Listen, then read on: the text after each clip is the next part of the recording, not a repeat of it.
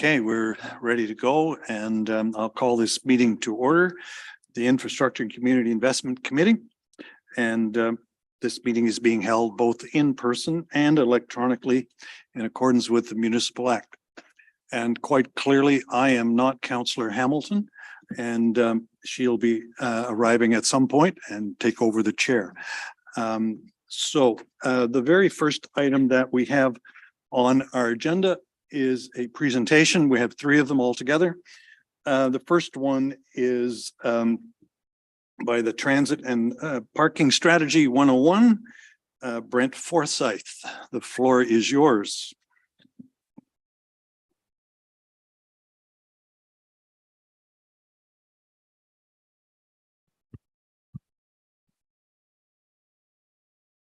Thank you, Councillor Reitman.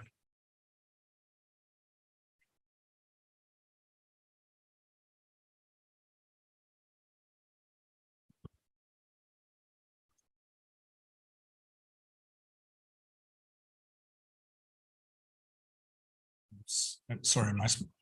Oh, okay. Thanks. I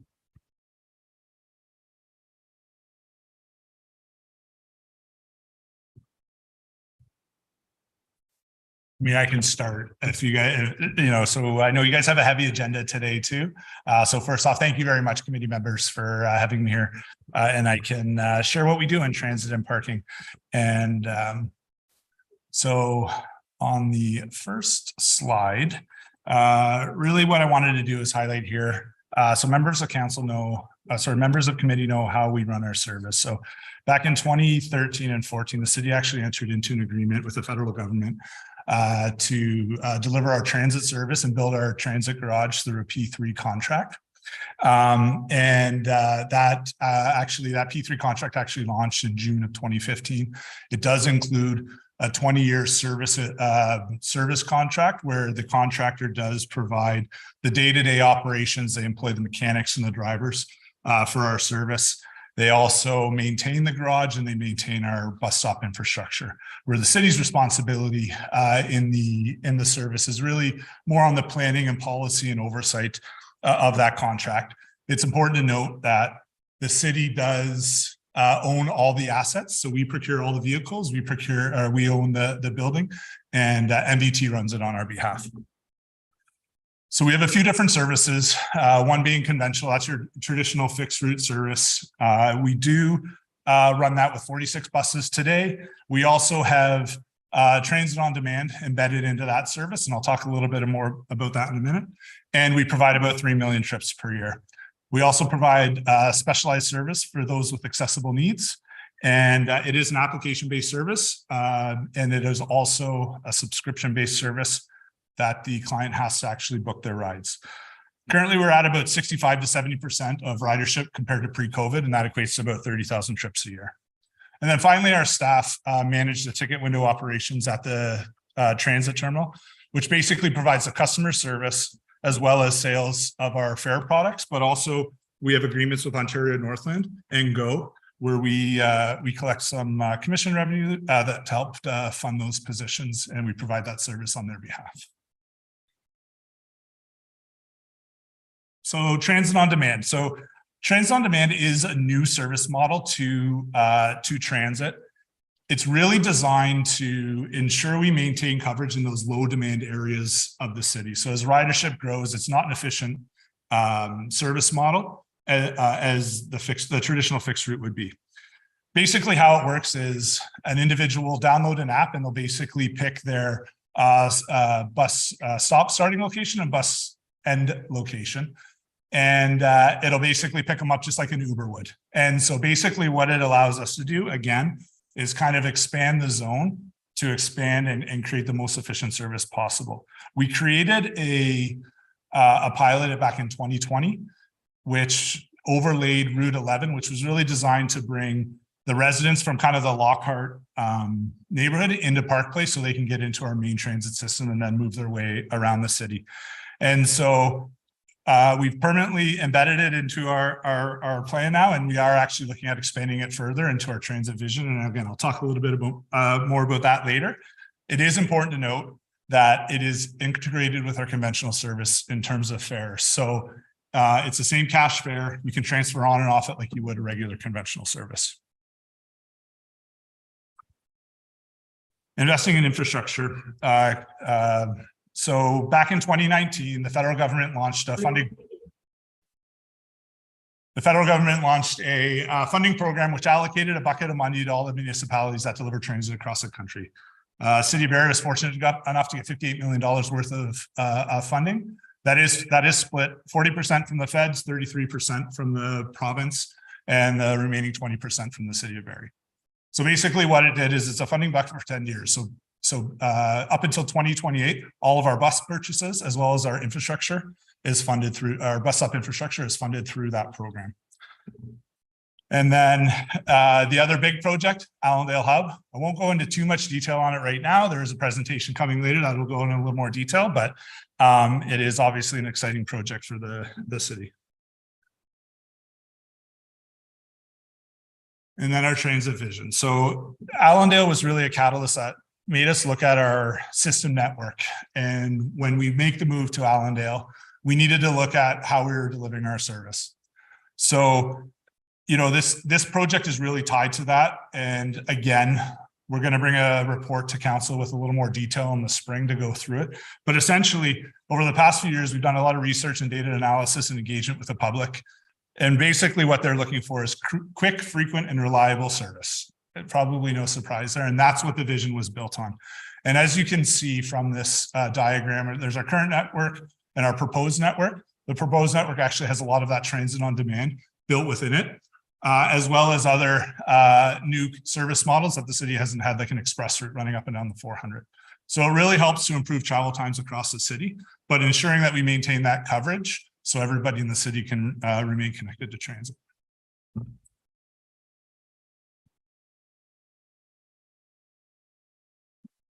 And then I just wanted to highlight a few planning tools, travel and planning tools that we make available to our residents to make it easier to maneuver around our system. So My Ride Barrie is essentially a web-based service. It basically acts like an app, which allows you to trip plan with your starting and ending destinations. And it also tracks your bus in real time.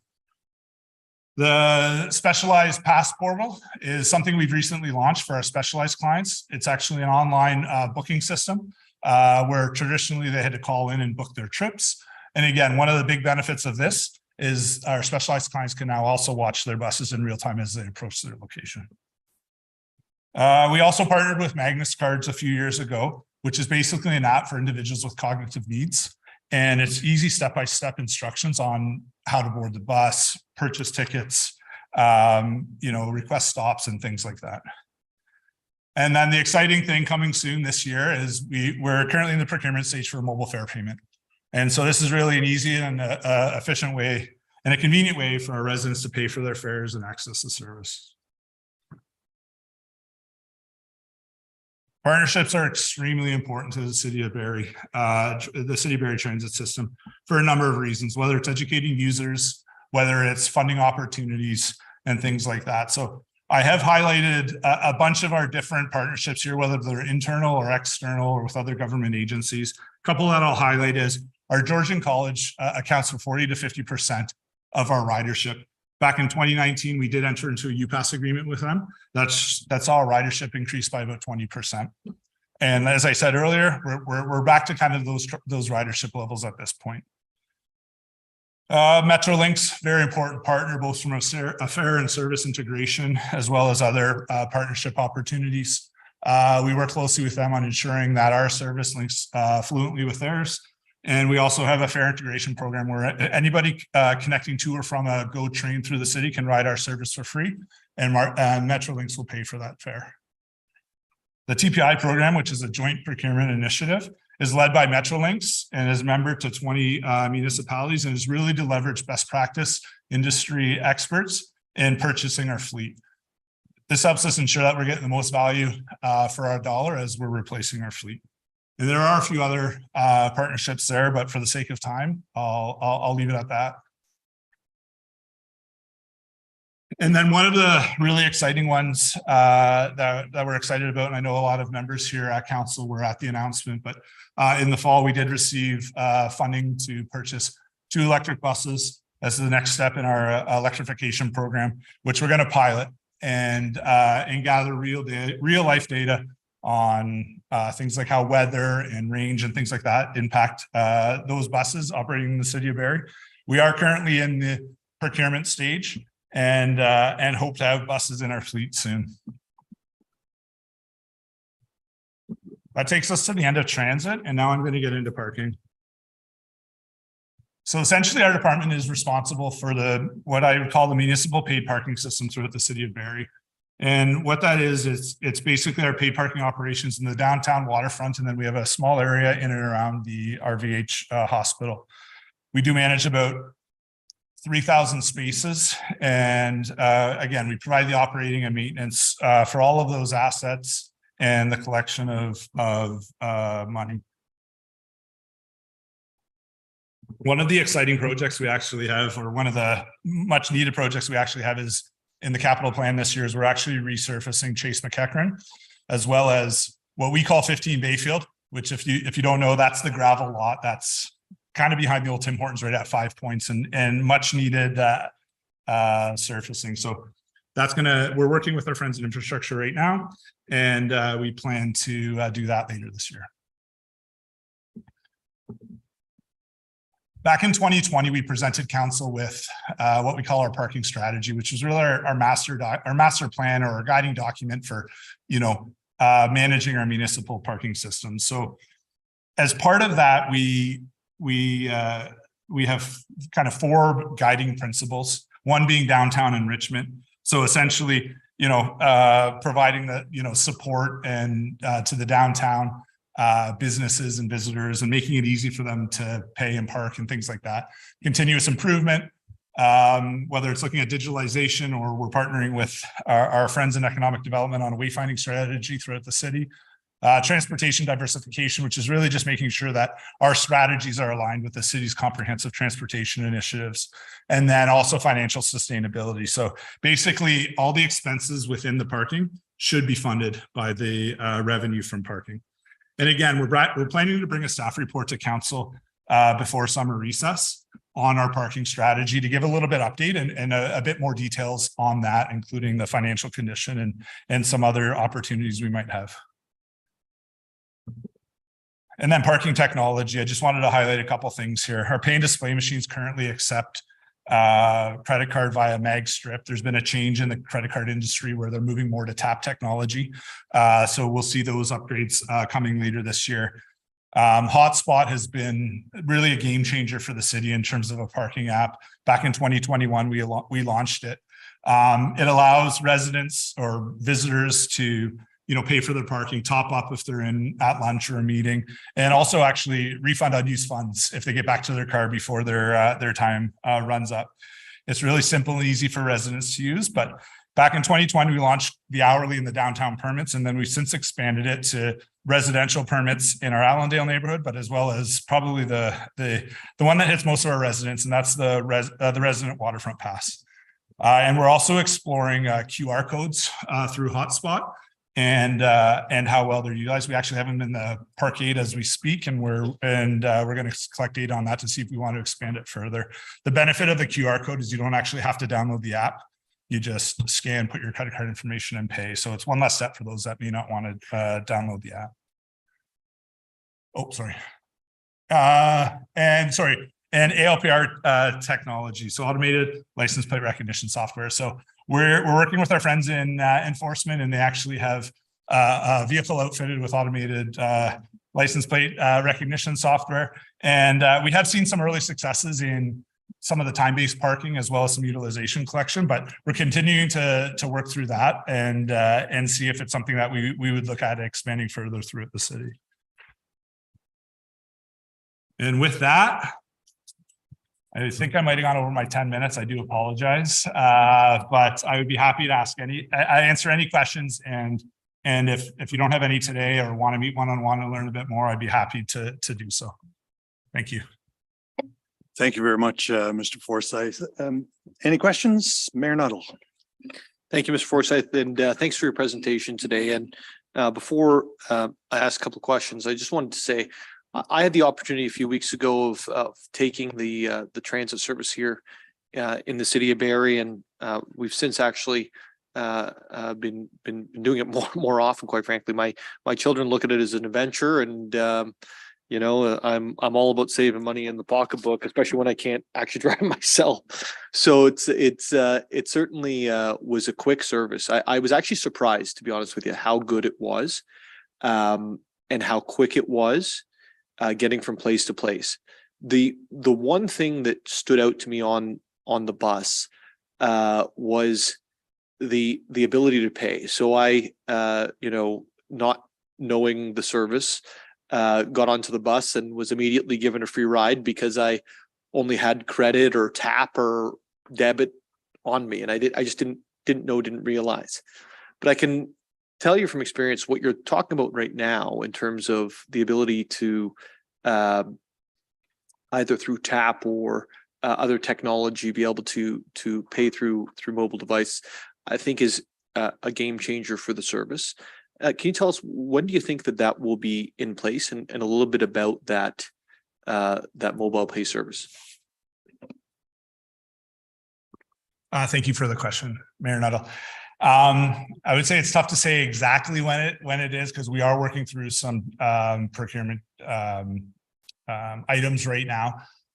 My best guess is definitely before the summer, you know, assuming everything goes smooth. It is once we have the contract awarded, it is a fairly quick, you know, transition program.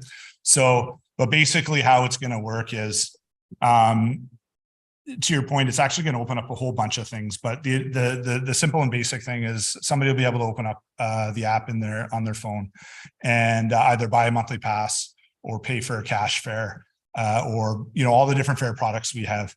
And when they board the bus, they'll show the driver, and the screen will actually have some automation on it that the driver can validate to ensure that, you know, there's minimal fraud or the controls are in place. And then it'll allow them to basically board the bus. So to your point, they don't have to go down to the terminal to potentially purchase a monthly pass or service fare, or some of the other locations, I apologize, or have change on, because I know, you know, the world's changing and a lot of us don't have cash on us anymore, and everybody carries around their phone and want everything on it, whether it's Starbucks or Tim Hortons. I apologize. Stop swinging my hand.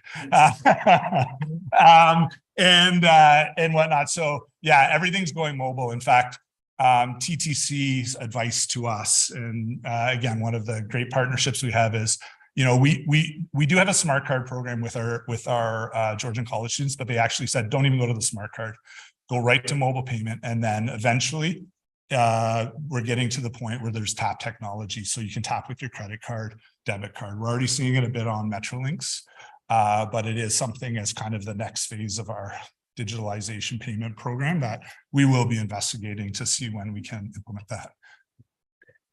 Thank you, Mr. Forsyth, through the chair again, if that's okay. The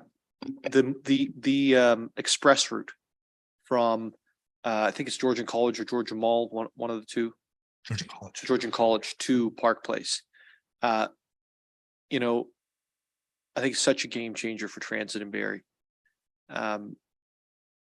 I hope it's the first of multiple, and obviously, you know, you got to test the market and see how it actually plays out.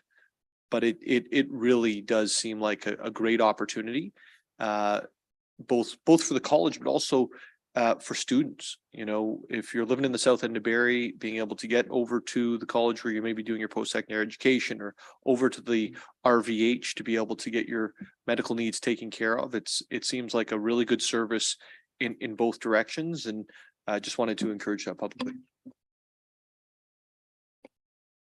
Okay, committee members, any other questions? Deputy Mayor Thompson. Thank you. Through you, Chair. Brent, you touched on, sorry, Mr. Ford. Thanks for the presentation. You mentioned on the P3 of all the, and you might have mentioned it, and we own all the assets. So it was a P3 on the build and all that. At the end of the contract of the 20 years, do we own the asset of the building and all that stuff? Yes, we do. Okay, that's what I had thought. And on the last slide, you mentioned about the plate reader and working with the enforcement and stuff. So right now we only have the one car suited with it. Yes, through you, Chair, to Councillor Thompson. Yes, that's correct. We have one right now. We're really kind of testing and piloting to see where it works, how it works. It works really good with time-based parking. If you can imagine, like if somebody pays with their pay with the pay and display machine where they have to put a ticket in the window, there's not that integration and functionality, or if somebody has a hang tag. So in order to actually fully leverage it across at least our municipal paid system, we're going to need to look at moving to, for example, pay by plate and things like that. So there is some more growth that we would have to do if we ever wanted to get to like a completely ALPR system. But I think enforcement could probably add some feedback too. But we are planning on, I think, bringing a memo. It might be this spring or this summer to provide a bit of an update on what we've learned to date and maybe next steps and so. Perfect. And maybe just a final comment. Is there a way that if somebody receives a free ride, they could pay after the fact? There actually is, because I did it. Yeah. And the way is that you actually have to pay more cash the next time you're on because you don't get the refund. So that's what we did. We did share Mayor Nuttall's photo with our service provider to make sure he's on the most wanted list. No, he was a celebrity though when he tweeted. It was very appreciative from both the staff and the contractor and our staff as well. The kind comments he made. Very well. Any questions or comments from other members? Councillor Congo. Thank you. Through you, Chair Reitman, to Mr. Forsyth. Thank you. It's always impressive what you've been able to make such pretty progressive changes in transit, even over the short number of years I've been able to kind of sit around the table. So I do have a couple of quick questions. One I'll take offline, but would really love to know more about the Magnus cards. I didn't see, and maybe I'm just not navigating the app right, but would really love to see how we can leverage that and what that looks like. The other question I had comes up from a resident level often, and it might not be fair to direct it to you. So I'll pose it as a get back to me later, but I think it ties into the waterfront strategy, but it does have a dependency, I think, on transit around the vision around your use of apps and tech. So often I still have a lot of individuals stressed out about this movement towards tap and online because they don't carry data, if they even carry a phone. And so I know you've done an effective job through communications about trying to get information out there, but will we have Wi-Fi coverage on the waterfront? I can't remember if that was part of the strategy for the city eventually to make sure that as you're implementing option like the QR codes, where if you don't want the app, you can at least connect into Wi-Fi. So is that something coming that I could redirect to Rebecca, Ms. James Reed? Yeah, thank you, Councillor Congo. It's there today. There's Okay. Wi-Fi at the waterfront and in our downtown. Wonderful. Thank you. And two last pieces coming from a house. I Sure. apologize. No, I just wanted to note one more thing, and this comes back to Mayor Nuttall's question. You also don't need, you also will not need data for the mobile fare payment.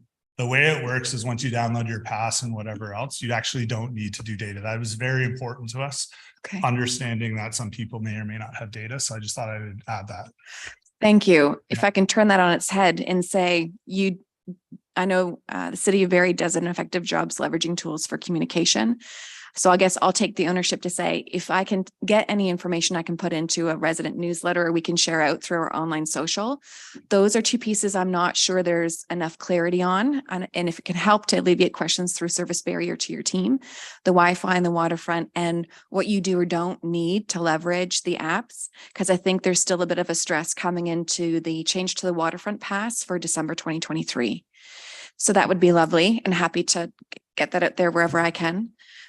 Do you have any follow-up on that? Or I've got two other quick questions. Go ahead. I was just going to mention one thing, and we have heard it to date too, where individuals do not want to share their license plate registration and stuff through the app because of their fear with privacy and stuff.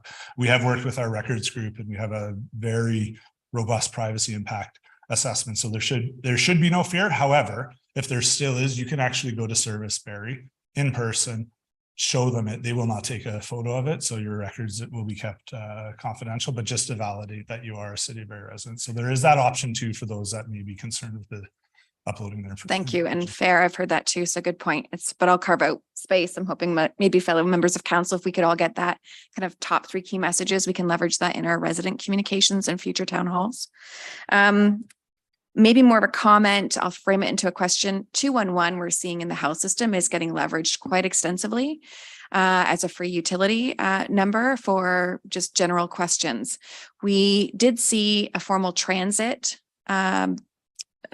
page level to identify questions about, especially rural areas. So a little bit different in Barrie, but still the cost of taxis to hospitals for individuals, right? $20 each way, I think at one point in time, ages ago. But all that to say, is 211 a partner that we use that has information, particularly about our transit on demand? And if not, I would encourage staff to look at that because it is starting to become a key navigation piece, and transportation is becoming a real hot topic across communities. Maybe I'll jump in there. Thank you for that. So yes, we do. And it's kudos to you, Councillor Kungle, for us doing that through COVID. So if you go on the Service Barrie portal, 211 is right there.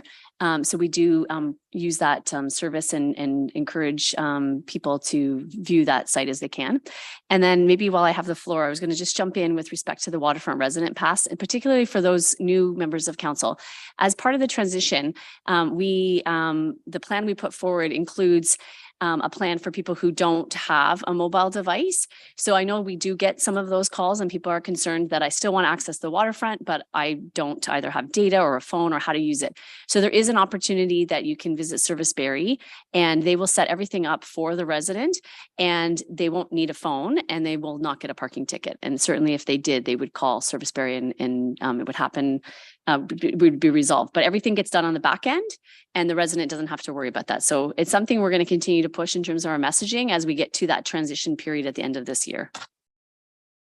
Thank you. And last question, I'll frame it toward 3, but I think it has more global impact. So Little Lake, right? So we're talking about, and I know parking knows this piece, right? We saw some of the feedback about parking around the hospital changing because of the sensitivity to being the lowest cost, which it still is to date.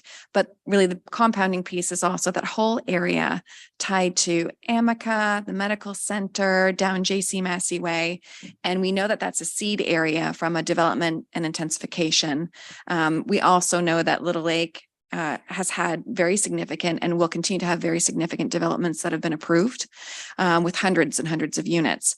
My understanding is, and I know this piece, right? Our bus stop is at the top of JC Massey Way by the stoplight, but we don't have, I believe is the case, we actually don't get bus service down there because we can't turn a bus around. So for whatever it is, I know transit on demand is there, but I guess my question would be, that's a current state. As we're doing infill in other areas, what's the threshold, especially when we're looking at some of these kind of dead end around transit? And would we ever look at significant different infrastructure needs to redesign a roadway to ensure that there's a turnaround so we could get bus service, especially when we're looking at density of number of residents coming in to live in that area? So it doesn't solve the Little Lake piece. And I know there's been approaches to manage service there, but where else are we seeing or forecasting or planning for those issue areas with infill where we actually won't be able to look at traditional bus service? So through Chair Reitman to Councillor Kungle. So, specific to the Little Lake, we do have that in our plan, in our vision plan, where we are going to cover it with transit on demand. And there are actually existing areas in the city where because of, the infrastructure, the road width or whatever, we can't get a conventional bus in. And all of those areas we're trying to cover as best we can with transit on demand as part of our vision. And so when we roll that out, one of the previous ones that we heard prior to the Little Lake development was the off of Amelia Street. I think it's St. Mary's. I forget the name of the home exactly, but it's that was one that we had heard previously too. So all of that feedback we've taken through our engagement, and we are planning to do that with transit on demand. I should note, transit on demand, we are going to be delivering that service with our cutaways. So basically our specialized vehicles that allow us to get in and out of those developments. And so I guess that's kind of the first answer in terms of some of the legacy stuff and how we're going to try to get around it. or try to work with it, I should say. As we move forward, we do work with our friends in development service, and we do review site plans. And transit and parking is always one of the key comments or whatever in terms of, you know, whether it's a lay-by, needs a lay-by, or a bus stop out front. We always ensure to provide that into the development, whether it's a subdivision or a high rise and things like that. So, you know, I think a lot of the issues hopefully are previous and we're going to make headway, but I think we'll always have those issues, especially when you get to private areas where we might have a little less control about mandating getting a full 40-foot bus on, and that's where we would look at TOD. It's trains on demand, sorry. Thank you. And congratulations to the team. It's great to see how this has been evolving over the years. Thank you. Yeah. Councillor Corsia.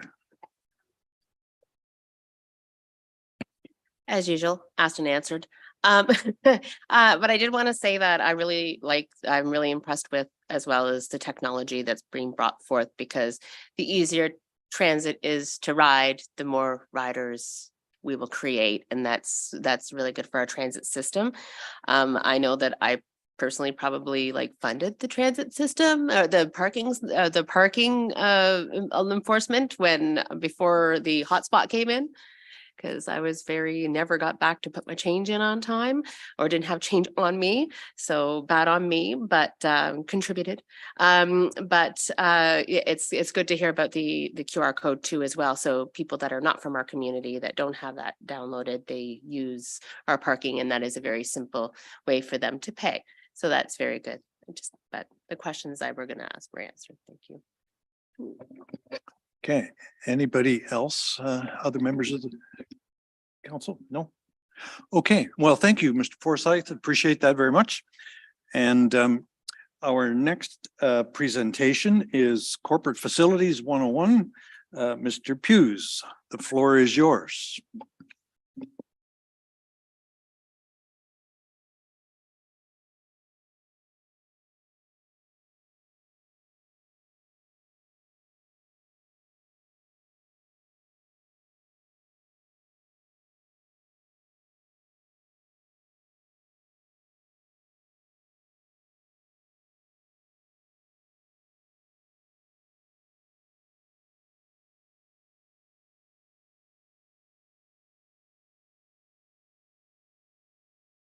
Sorry, I lost the button.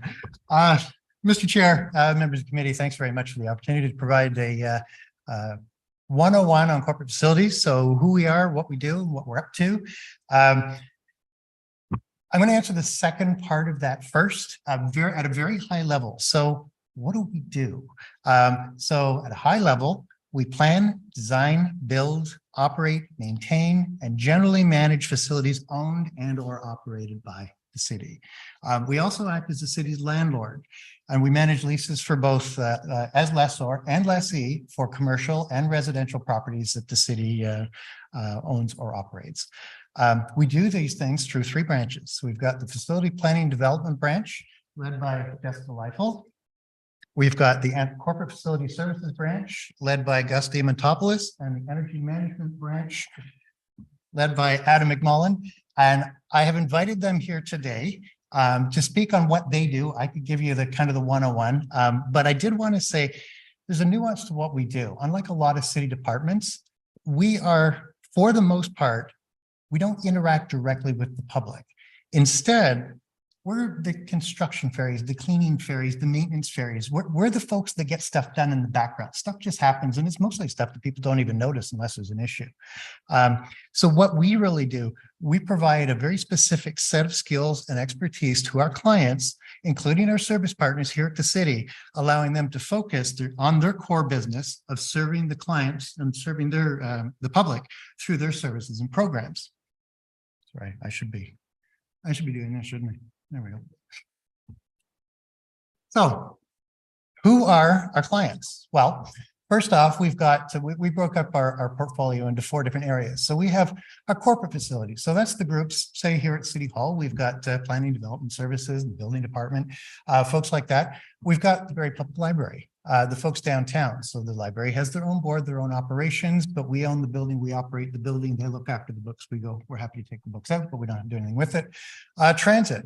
Mr. Forsyth is responsible for the transit program. He doesn't have to worry about the condition of the roof or whether the HVAC works and, or even know how to build a transit hub, right? That's what we do. That's the expertise that we bring. McLaren Art Center, again, it's a city facility. They look after the gallery. We look after the building and the facilities. Emergency services. So the fire department, all of the fire halls, we look after those. Barrie Police, we look after the police facilities. And EMS, so the county EMS hub at 110 Fairview, we look after that for the county Simcoe.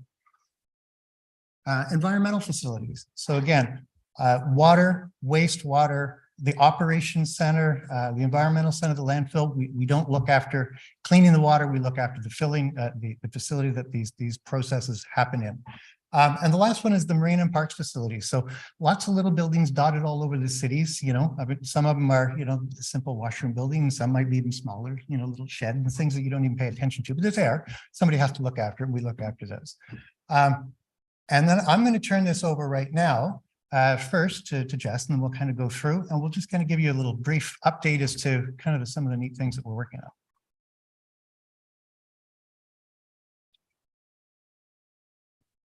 Thank you, Rick, and thank you for the opportunity to highlight the work that FPD, the Facility Planning and Development Branch, supports. FPD currently consists of a team of 10 members, and we are incredibly grateful for your recent support in growing our branch by 2 additional project managers just this year. As you can see on the pie chart, FPD's supports approximately 35% or 400 million of the requested and forecasted capital dollars over the next 5 years. Our ability to support a high dollar value and volume of projects is directly linked to the quality and caliber of our multidisciplinary team. And our success is built through a culture where collaboration, creativity, and innovation are fundamental. And next, I want to jump to this year's focus. So the year at hand, we will be supporting approximately 18% or $17 million this year of the capital plan, which is comprised of approximately 90 active capital projects, and a majority of which are renewal works. And we are also updating the program of facility condition assessments, increasing our branch size, acquiring parcels of lands, and supporting several large, complex, multi-year projects, all of which are supported by a dedicated team member. And I'm just going to highlight some of these. First up is the Operations Center Master Plan, which is a multi-phase project. It's currently in a validation phase, and updates will be coming to you shortly on this project. Next, as was already highlighted by our clients in transit, is the Allendale and Downtown Transit Mobility Hubs. And I won't go into detail tonight. Natalie Calder will be presenting right after this presentation to give you a full detail and history on that project. Next this year, we are focusing on the Wastewater Innovation Center, and it's currently completed its conceptualization phase. And we're currently working with procurement to finalize the procurement documents to start a validation phase shortly. And finally, we just wanted to highlight the City Hall redevelopment project, where we are finalizing procurement documents to acquire design consultants while working on the updates to the corporate space and planning policies. And so we are a small team, lots to do this year. And thank you for your time. I'm going to hand it off to Gus now.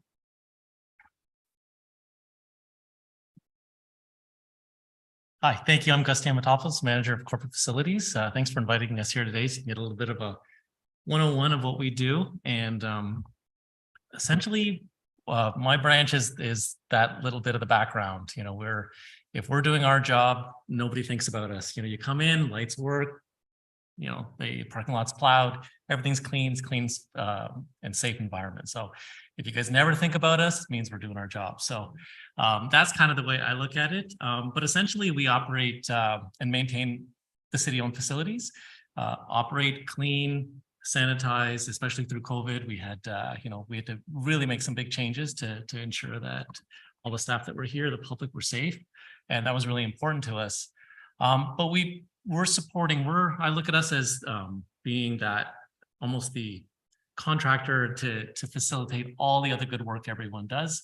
We're just that support service, whether we're supporting fire, police, water, wastewater, like Rick was talking about. We don't have a business unless everyone else has one, and we're just supporting that to make sure everyone continues on their business. And we have many lines of businesses, so we take care of facility maintenance and operations. So what we look to do is try to get the most out of our buildings. We operate them as efficiently as possible and get the most life out of them so that we don't need to replace them as often, or we just maintain that. So that's what we're looking to do. We look after overall security. So any of our camera systems, uniformed security guard contract.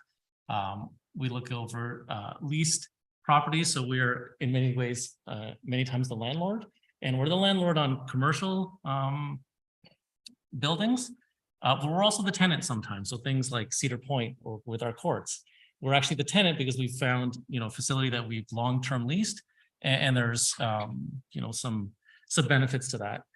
We have other partnerships where we're leasing our buildings, where we took 29 Sperling, our previous police headquarters, and we partnered with RDH, and we provided all the support so they could have the COVID center for all the immunizations that they were doing. And we worked closely with them. So we have many, many different partners that we work with. We take care of being the landlord for properties that we've taken over for future development. And instead of just leaving properties vacant, when there's the opportunity, we'll rent them out. And that rent supports keeping that, so there's not a burden on the city. They maintain themselves. We maintain them, but the rental income many times is actually put money back into reserves instead of being a burden to the city. We work on facility emergency preparedness and also the facility information business system. So we have kind of many lines of business. So, which one is that? Get to the next one. Oh, there we go. So we have an operating budget somewhere around $13 million. And we are, like I said, that almost contractor, if you look at it, because we are kind of a line item in everyone else's budget because we take care of the building for them. So we have 29 full-time technical and cleaning staff, 27 part-time cleaning staff. And then throughout the summer, one of our facilities that we take care of is the marina and all the parks washroom cleaning and maintenance. So we take on 21 seasonal staff in the summertime. One thing to note on the marina side, we're essentially running an entire business within the branch. The marina is fully self-funded, all operating and capital and future capital. Any revenues that are made through the marina goes to fund that, including going towards the reserve. So there is zero, we're providing a service on the waterfront, which beautifies our waterfront, yet there's absolutely no burden on the taxpayer. It's completely self-funded. So we take care of all these things. We essentially take care of every building the city has. The only ones we do not operate and maintain are rec centers. So we've been working really hard towards consolidating services, really working hard towards bringing skilled staff and trying to insource. So a lot of the savings that we've been realizing is bringing in good skilled staff that we don't need to contract out. We've been really working towards becoming more efficient and taking care of our buildings ourselves as much as possible. And that just, having staff that has long-term skin in the game, taking care of our buildings and keeping more of those dollars instead of contracting out as much. And with that, we've ended up with a lot of skilled staff, and through that, through their technical expertise, we're also able to support energy management and FPD in supporting the services and providing that expertise in the background. And unless you have any other questions, that's it for facilities. So just don't think of us because we're doing our job.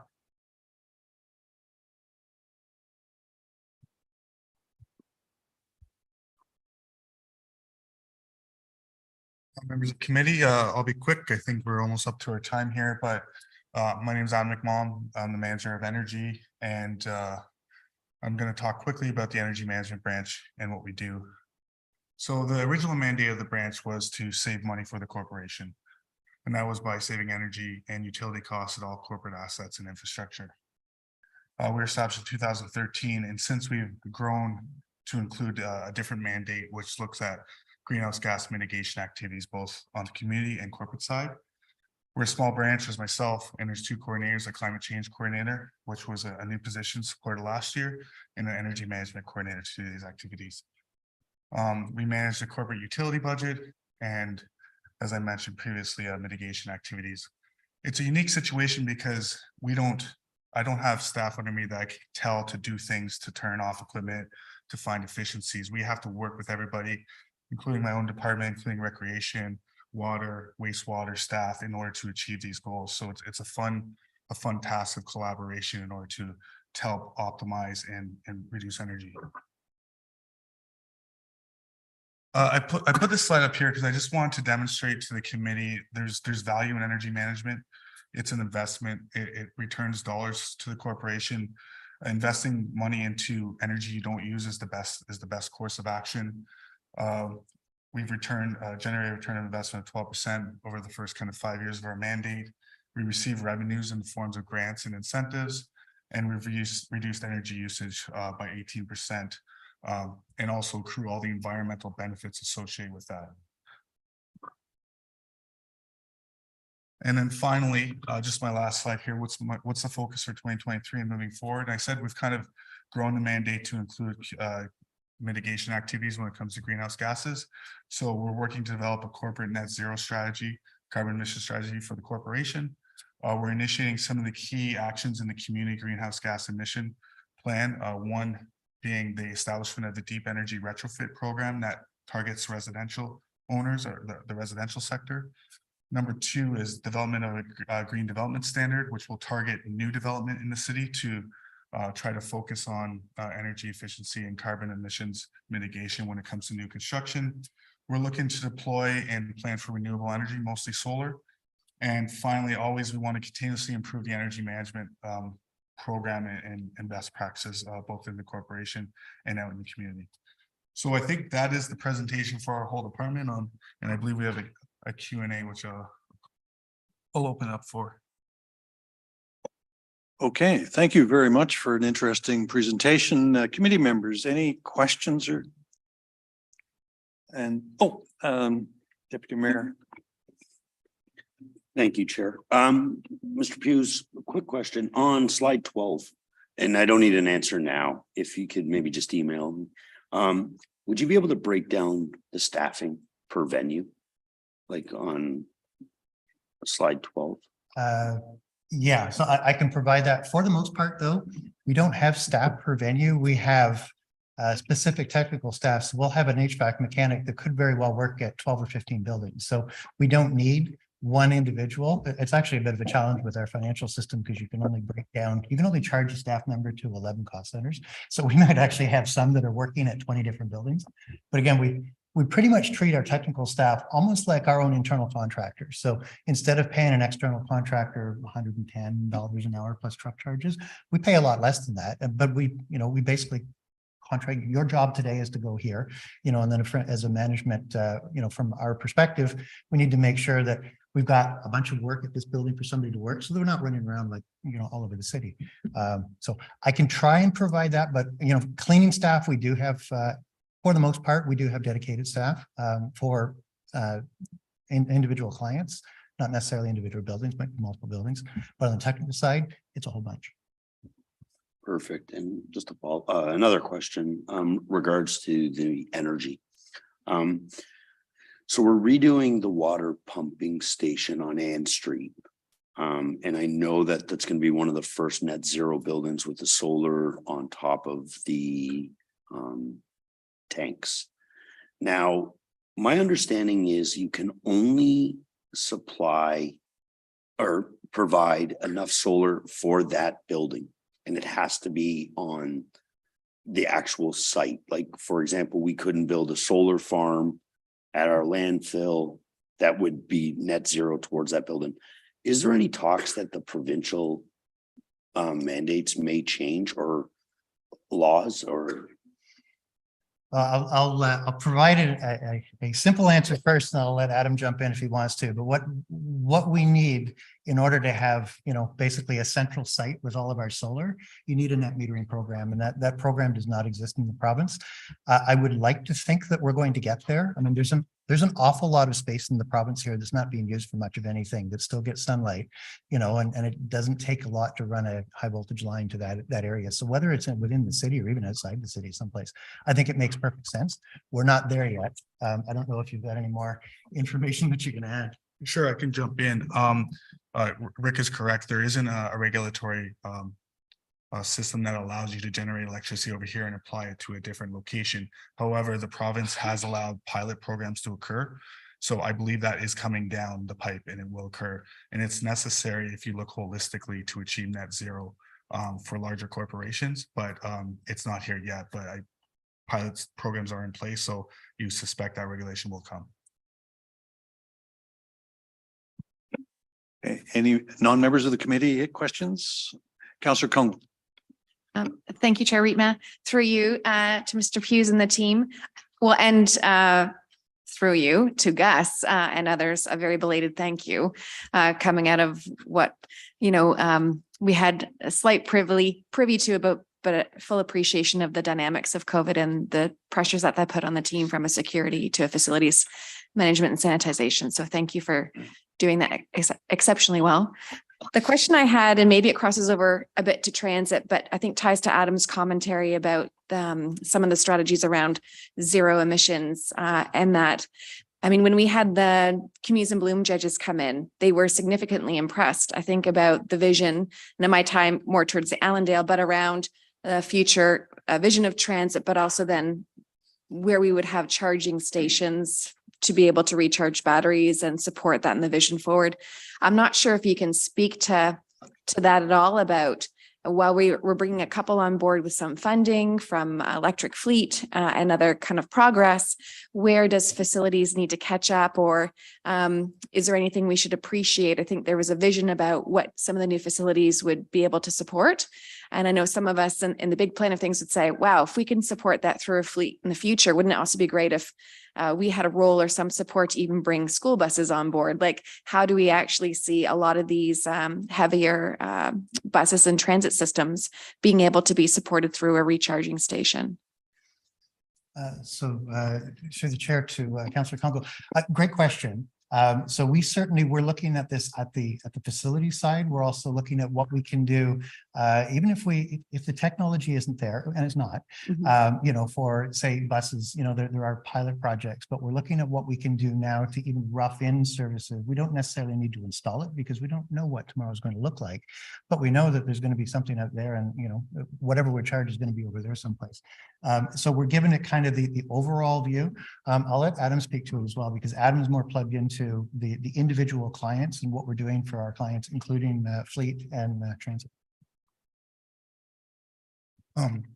Thanks for the question. And I won't speak fully to like the transit system, because electrification of a transit system is a bit different than electrification and EV charge station availability for the public and incorporating that into facilities.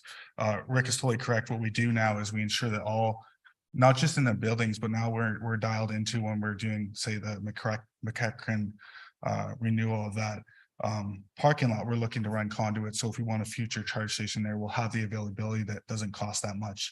We're also working, we just closed on a study to analyze the EV availability and the bottlenecks in the community. And what we're going to get out of that study is some mapping information and some recommendations about where are there bottlenecks for the public to access EV charge stations, and what we should be doing policy wise and investment wise. And one of the biggest things is for high-rise development. So you have a high-rise development on the waterfront. Parking is a challenge to begin with, and then having the ability to charge your electric vehicle if you live in a high-rise is challenging. So that's one area that we know already, but we have that study and we'll have the outcome of that in the summer. So that's one area. But when it comes to our own infrastructure, we're making sure it's available, but our own infrastructure is only a small pie of the EV charging station availability kind of issue that's out there. So I don't know if that addressed your question. It doesn't. If I may, a quick follow-up, and it might, I'll let you redirect that to maybe Ms. Banfield, or we can take it offline. So I know we've had, I think last year, one development that came forward that was about putting in a gas station, or the theory of it, a potential gas station. And we thought, well, why wouldn't they incorporate EV stations? And so is the information that you're gathering, Adam, about bottlenecks, or just kind of where we can support in our facilities and the rest is kind of out of our hands?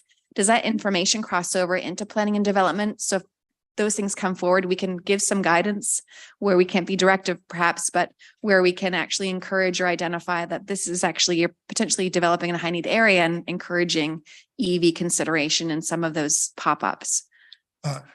Through you, the chair, yes, it's a holistic analysis. So it's not just what we could do within our own infrastructure corporately. It's what policies can we implement and what can we recommend. And it's always a thought wherever you have a gas station, you have a charge station, but often charge stations don't work at gas stations. You plug in and then you're like, well, where am I going to go?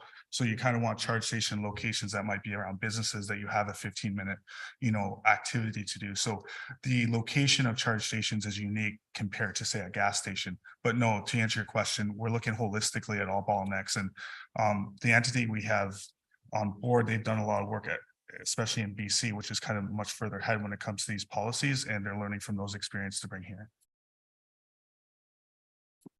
Councillor Nixon. Thank you. Through you, Chair Riepma. Just looking at the table for the energy management, and I see in 2019, 2020, combined almost $1 million decrease in energy costs, which is wonderful. And I'm assuming that's mostly COVID related, as businesses and buildings weren't being utilized as much. But I see in 2017 we had a huge drop of 791,000. I'm just curious as to what happened in 2017 that would result in such a big savings. Through you, the chair, thank you for that question. I love when we ask about how they got reduced. That was driven a lot by an LED retrofit for our street lighting. And on terms of energy management, that's a no-brainer. So that a lot of that's driven by the conversion at that point. You are correct. The 2021 numbers were influenced by COVID, and I just crunched the 2022 numbers, and we're below our 2019 value. So the trend is continued, but not quite to the degree it was when we had COVID in play. Thank you. And as a follow-up question, and only because you mentioned LED lighting, and I'm just going to throw something out there. Has there, and it's not a building, but has anyone ever looked at replacing LED lighting on Archer's Arch out here? And I ask that for two reasons. One, for the energy savings, and two, if hooked up to the proper software, we could easily have it, the lights change colors at certain times of the year, certain celebratory months and events. And I just wonder if that's ever been looked at. Through chair, absolutely it has, and it is actually something that we're going to be doing. We recently just changed the light bulbs just because we had a number that were out, but we have to replace the entire strip with the controllers and everything else. But yes, it is actually something that we're looking at. We did look at it about, say, 3 or 4 years ago. The technology wasn't there. The costing was quite expensive as well, but it's come down a long ways. So we are going to be doing that. They are LED light bulbs that are in there now. They're just not color changing or anything. There you go. Okay, thank you very much. Okay, any other questions? No? Well, thank you very much, Mr. Hughes and all your staff. Much appreciated. Our next presentation is about the Allendale and downtown transit hub. And where do we have a name here? Oh, Natalie Calder. There she is. Welcome. Great. Thank you, committee members. Just wait for it to come up.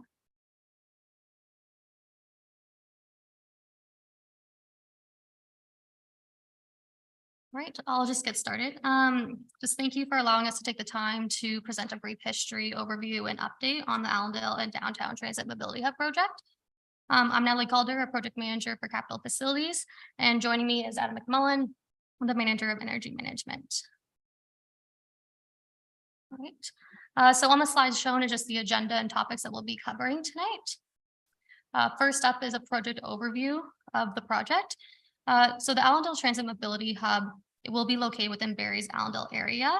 It's going to essentially locate the transit hub with adjacency to the rail corridor that's there, and will consist of a new building located on Essa Road with a loop configured site, which will hopefully improve the transit operations, services, and connections to provide an integrated public transit system. The downtown mini hub is going to consist of bus shelters and road modifications to a portion of Maple Avenue, providing the transit services downtown and direct access routes to and from the downtown. We're doing this project because the city has been experiencing unprecedented growth, and with growth, additional transit services are required. The development is also going to be within the intensification area and urban growth center, and progressing this area will be helping progress the identified City of Barrie planning policies. We're also targeting a net zero energy facility, which will help reduce the ongoing operating costs over the life cycle of the building. It will also be providing safe linkages to the site as well as adjoining sites such as the Allendale GO station, and then as well as existing trails, so the Lakeshore Trail. And then lastly, just reducing the footprint in the downtown area while preserving the road coverage will support the downtown revitalization objectives and provide continued access to Barrie's busiest destination. And just to provide a brief history of the project to date, in 2018, transit staff completed a mobility hub feasibility study to determine if the Allendale area was going to be a feasible location for the main transit hub and to help improve the transportation plans, connections, and services. And then transit staff also went to City Council in 2018, where they got endorsed for the functional design of the Allendale Transit Mobility Hub, as well as submitting for funding for the Investing in Canada Infrastructure Program. In 2019, we did submit for the ISIP funding to obtain $7.5 million in combined federal and provincial funding, and then for a total project cost of $10.2 million and completion by end of 2022.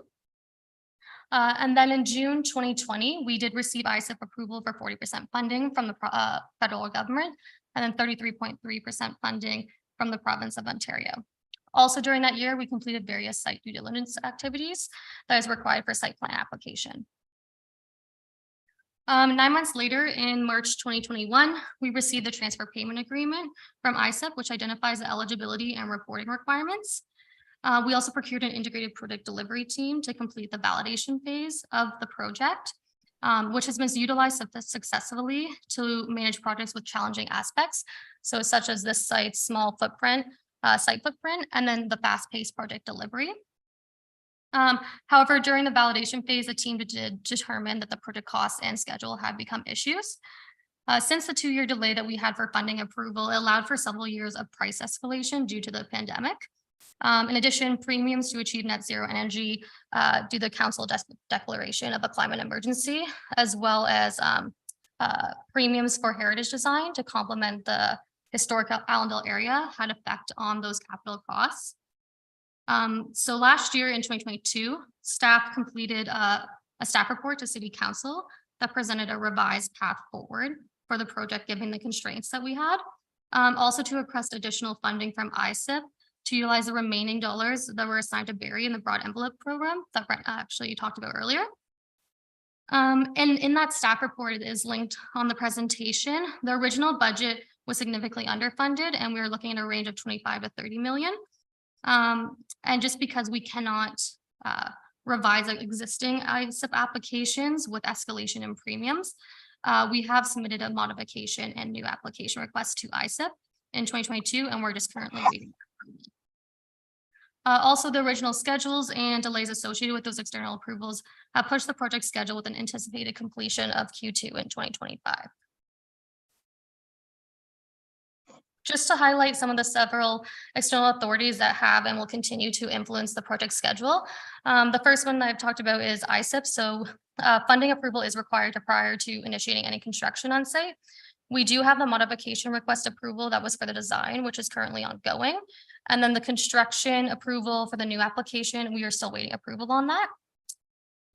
Metrolinx, because we are within the review corridor, sign off and approval is required for site plan application. And since we don't have a current formal operating agreement for the lands between the city and Metrolinx, we are developing a letter of intent to ensure the hub project implementation is coordinated successfully between both of our parties, so the city and Metrolinx, and then under delegated authority. And we'll also develop a formal operating agreement for the site going forward. The last one is the Ontario Heritage Trust. So the Allendale Station lands consist of the historic Allendale Station building, the Allendale GO station, and then the site for the Allendale Transit Mobility Hub. And both the province and city recognize this site of being of architectural and historic value or interest under the Ontario Heritage Act.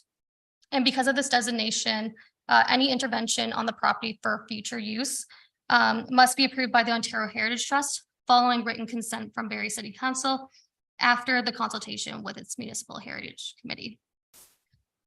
So due to this various external authorities and external risks that were outside of the integrated project delivery team's control, the fast-paced delivery model of IPD was determined that it was not best suited for the project. And we have now proceeded with a sequential delivery model. And I'm just going to pass it off to Adam for sustainability. Thanks, Natalie. I'm quickly going to talk about the sustainability targets that we're trying to embed as part of the construction project in operation for the transit hub.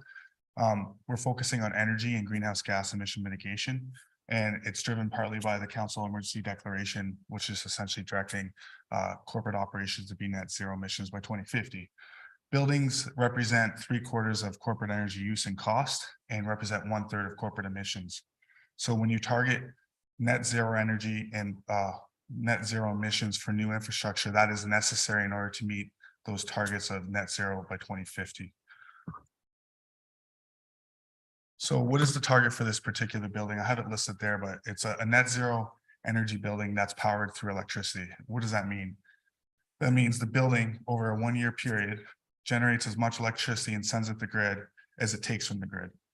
And the benefit of that is that you get the economic benefit of not paying for electricity because you're sending it back to the grid. You get the environmental benefit because when you send renewable electricity into the grid, you're considered a net zero emissions operations. In terms of the incremental cost, this is kind of a best case scenario. We're estimating about 1% for this particular construction project. And there's a few factors that influence the impact of net zero costs on building construction. And one is availability of space for renewables, for solar. And because the transit hub has canopies, the canopies allow for that footprint for solar. And the project team has found an innovative integration between the canopies and the solar array. Also, we're electrifying the building, which means it's all electric. We're not using fossil fuels to heat or cool. And that can sometimes carry a premium, but for the building of this size and scale, there is no premium to electrify. So those two factors are really limiting the incremental cost additions to going to net zero. And there's some other factors there, but this is, if you step away from the environmental benefits of this is essentially purely a business decision. Do we want to invest a little bit more money to ensure when this building is operational, you don't get a utility bill? So that's just one thing I want to impress upon the committee. I'll pass it back to Natalie. Thanks. All right. And so since the revised path forward that was endorsed last year, we have progressed the project. We completed a heritage impact assessment to satisfy the obligation under the Ontario Heritage Act. And that HIA concluded that the proposed development would not have any heritage impacts on the designated property. We also procured a consulting and design team that have completed the schematic design and are now working through the design development phase. And we just publicly closed the public engagement to seek feedback on public art themes that will be considered for the Allendale Transit Mobility Hub and will help inform the design and selection process of art features. And then next steps. So we have a memo to council. So we are intending to complete public engagement on the facility name. We do have the staff and ourselves and the consulting team will be presenting to the Heritage Committee as well as the Seniors and Accessibility Advisory Committee. A pre-qualification procurement will be completed to obtain a short list of general contractors. This will help to improve the quality of construction as well as minimize the timeline when we go out to procure the construction tender.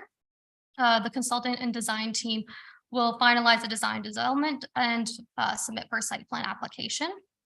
The public art tender and selection process will go out. And then the consulting and design team will complete tender drawings and specifications for the construction tender.